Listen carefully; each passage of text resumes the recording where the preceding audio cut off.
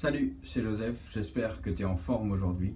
Je te rappelle que tu as dans la description quelques liens qui peuvent t'intéresser, je te laisse aller voir ça. Comment gérer son temps? Les choix. Les choix permettent un grand nombre de choses, une grande souplesse, une grande puissance. Pas grand monde ose faire des choix parce qu'il faut assumer ses choix. Et malheureusement, quand tu fais un choix, il y a toujours une portion de gens qui sont d'accord avec toi, qui vont te soutenir, et une portion de gens qui vont te faire douter. Et malheureusement, on accorde plus de crédit aux gens qui nous font douter, parce que c'est notre naturel d'humain de douter, de se remettre en question. Mais c'est important de faire des choix. Et comment faire des choix? On va voir 3 choses qui sont importantes dans l'opération de faire un choix. Donc, décider rapidement. Rassembler un grand nombre d'informations pour faire un choix, c'est important.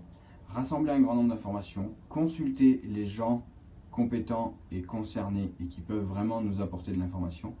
Pas notre grand-mère si on veut, si, notre grand-mère on peut la consulter pour faire la lessive, d'accord? Pour faire un bon gâteau, pour faire une bonne confiture. Mais si c'est un choix dans notre vie, il faut consulter des gens compétents, des gens qui ont déjà fait ça. Et il faut décider rapidement. Rapidement, c'est relatif. Rapidement, ça peut être quelques minutes ou quelques semaines. Mais ce qui est important, c'est d'avoir cerné cette durée.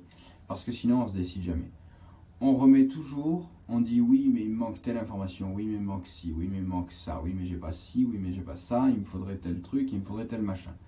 Tranche. Une fois que tu juges, il faut que tu juges qu'à un moment donné, tu as assez d'informations. Tu tranches ça et tu fais le choix et tu décides. Décider rapidement, c'est important pour ne pas laisser traîner en longueur comme ça. Le deuxième point va te permettre d'ajuster régulièrement. Ça veut dire qu'une fois que tu auras décidé, une fois que tu auras choisi, rien n'empêche, et c'est même important de le faire, d'ajuster. Parce que si tu décides et qu'ensuite tu n'ajustes pas, c'est là que tu vas jamais décider. Parce qu'en fait, tu crois devoir décider sur quelque chose de parfait. Alors qu'une décision, c'est jamais parfait. Donc tu dois décider et ajuster ensuite, augmenter un petit peu de ci, diminuer un petit peu de ça, rajouter un petit peu de ci. Ok? Ajuster, c'est changer de cap ou changer d'orientation régulièrement. Remettre en question ce que tu as décidé, mais sans pour autant le changer. Et on arrive au troisième point, c'est s'y tenir longtemps.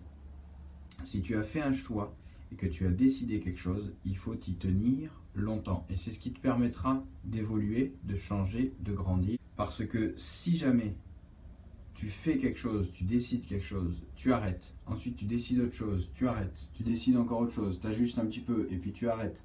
Mais du coup ça va freiner ta prise de décision parce que tu diras à chaque fois que je décide un truc, ça ne fonctionne pas, je ne l'amène pas au bout, c'est naze.